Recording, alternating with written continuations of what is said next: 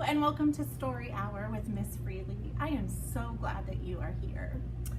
I have a really special story for you today that I can't wait to share with you.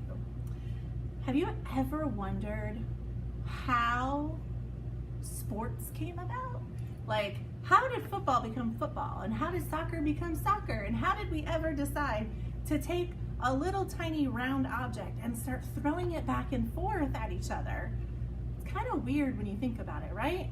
Well, way back in ancient times, we actually had people that tried to explain how that may have came to be. And so there is a story in this wonderful book that is called The Girl Who Helped Thunder and Other Native American Folktales.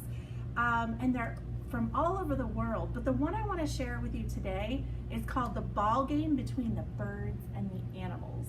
And so right here I have a poster, and down here are the animals, and up here are the birds, and then we have our ball and our drum.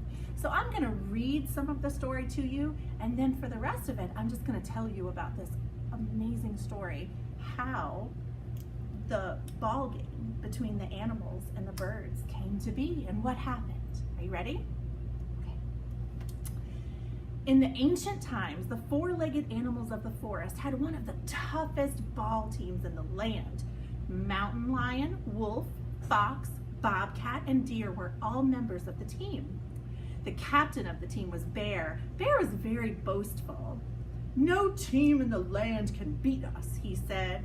The birds of the sky also had a great team. Their captain was Eagle. The other winged creatures included hawk, falcon, raven, crow, kingfisher, and swift little hummingbird. One day, it was decided that these two teams should play a game against one another. The night before the game, both teams had a great dance. As the four-legged team prepared for their party, two little creatures approached Bear. "We would also like to play," they said. "Ha! Look at the size of you," said Bear. "And they are kind of small." "Well, we may be small, but we will try very, very hard," they told Bear. "Go away," Bear growled. "We have no time for creatures as small and weak as you." With their heads hung low, the two creatures walked away. But they did not give up. They went to the place where Eagle's team was dancing. They said, "Can we join your team? Anyone who wants to play and can fly can join our team." But we don't have any wings," they said. "We can help with that," said Eagle. And then Eagle turned to Kingfisher with his sharp, long beak and said, "Use this drum, and I want you to take the skin off the drum and cut a pair of wings for our first little friend." So he cut a pair of wings for the little creature, and he put them on, and Eagle said, "Now, time to fly." So the little creature said, "Thank you so much. These wings will work very, very well." He went up to the top of the tree and he flapped his new wings and he could fly. And now he is known as Bat. So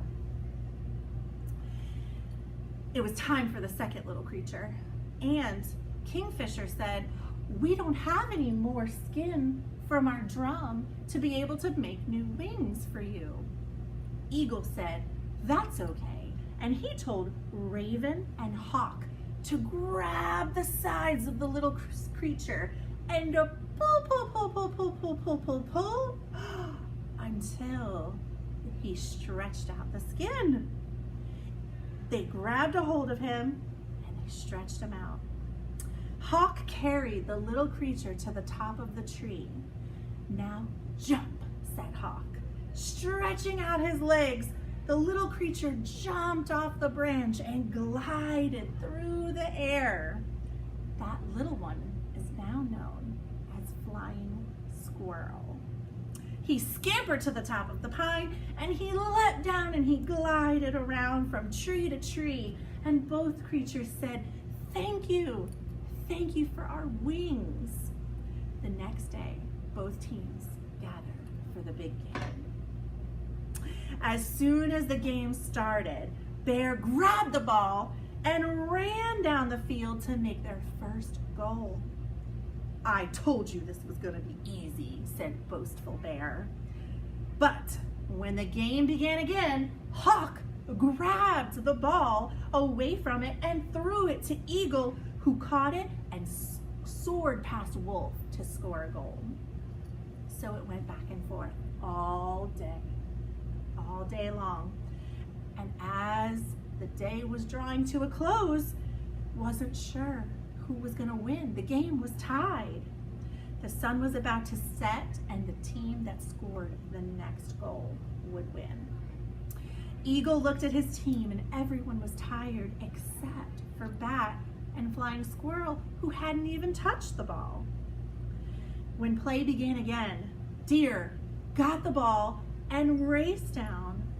All seemed lost until Bat came out of the trees, and he grabbed the ball and he tossed it to Flying Squirrel, and Flying Squirrel grabbed the ball and soared past it back to Bat, and Bat flew up and down and back and forth, and all the amazing acrobatics that bats can do.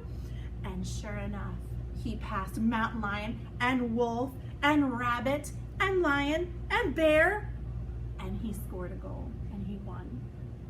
To this day, as the evening draws to a close, you may still see Bat darting his way, flying through the night, or Flying Squirrel gliding from tree to tree, still rejoicing in their gifts of flight, and they're always ready for a new game. So this is the end of our story. And in case you've ever wondered how the bat got his wings and how the Flying Squirrel came to have these really nifty flaps, now you know. So tonight, as the sun sets, I want you to look into the night sky just as it's starting to get dark, and look between the trees and see if you can see our friend Flying Squirrel gliding from tree to tree, or Bat darting back and forth, ready to make another goal.